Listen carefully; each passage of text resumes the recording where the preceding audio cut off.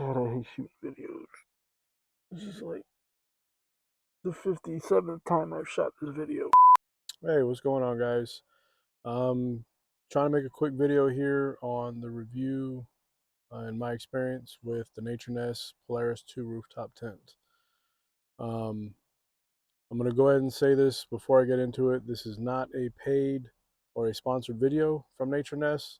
So what you're hearing from me is an honest review and opinion of the tent. So let's just go ahead and jump into it. I'm now just getting back from a trip, so I don't have everything set up, to show the tent. So I'm going to try to make this as quick as possible.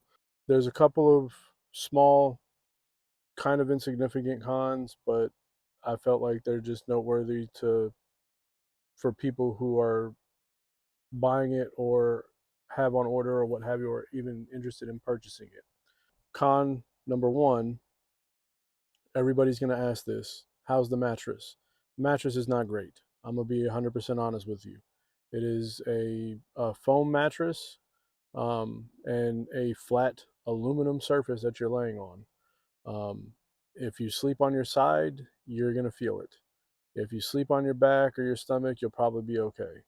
Not a con, but I'll mention this because this is another question that has to do, I wouldn't say with the mattress, but interior wise. Can you fit two people or more people in it?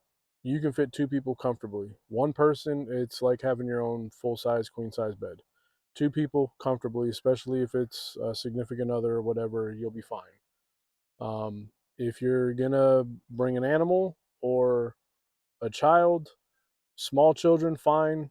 Small dogs, fine. Larger dogs, depending on your size, is gonna make a difference. It'll probably be a little bit cramped. I did do it with me, my wife, and my son in it. And my son's 9, so it was a little bit cramped.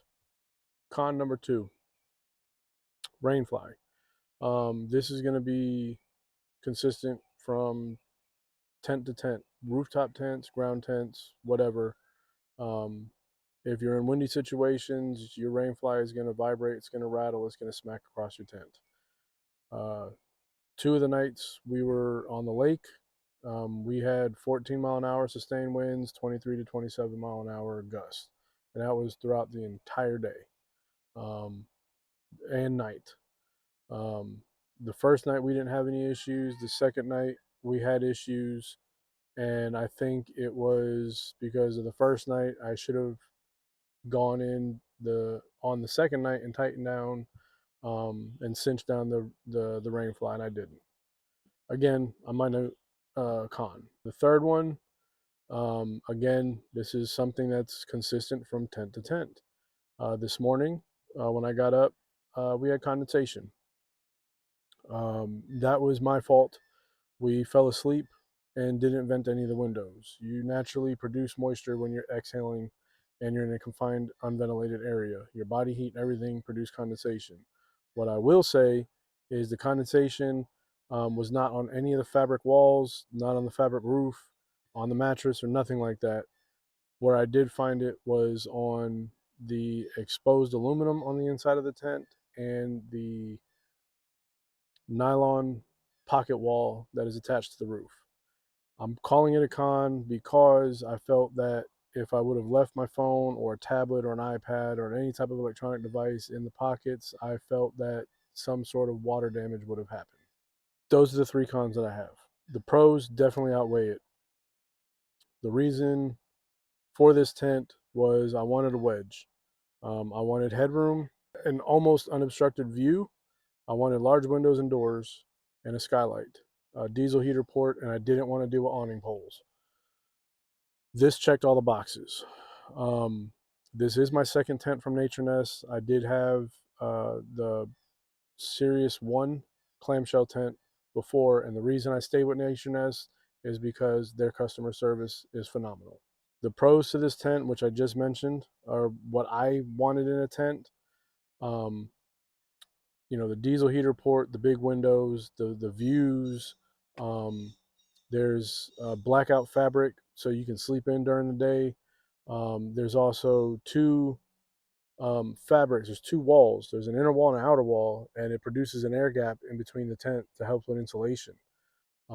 There's also USB and 12-volt socket ports on the inside of the tent, so you don't have to bring up a power bank or a power station.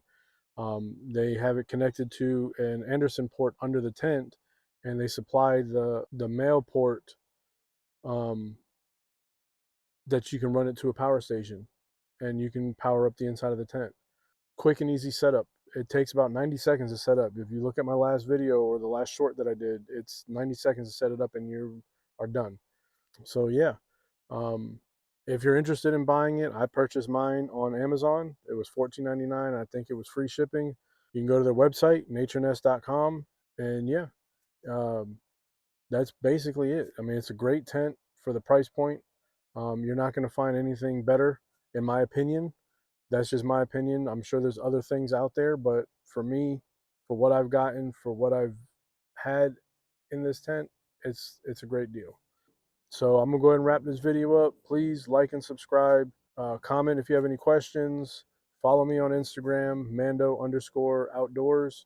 I have more photos and things like that on there. Is usually where I post all my adventures. Um, so thank you for watching. I hope you guys have a great Easter weekend, and till next time.